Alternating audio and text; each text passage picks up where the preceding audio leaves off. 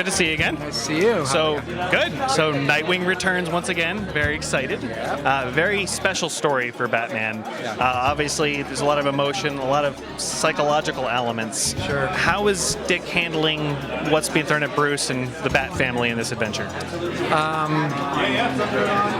I mean, it's sort of what you just said. It's a family, and I think there's a dynamic between these two guys. Not to pat Nightwing's, pat his back, but I don't think that Bruce could get through anything, without the support of this guy who's known him probably the longest, the most significant relationship in his life. So yeah, I think we see more of that, the familial bond, brotherly love,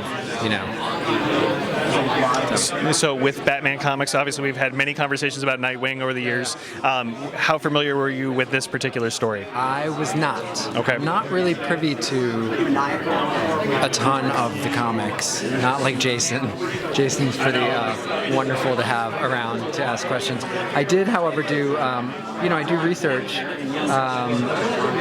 But yeah, I just saw it, and what I had read and what I remember reading from the script, I was just kind of didn't realize how epic it was, and what a cast of characters, and it's really quite gritty, which for me I love. I love stepping into the different tones of each film. It's nice to revisit Nightwing, and there's an ease there of stepping into this character, with the backdrop of a different tone. So if you could summarize Batman Hush for those people who are not as familiar, based on what you've seen now, maybe one word or phrase, what would you give it? I mean, just epic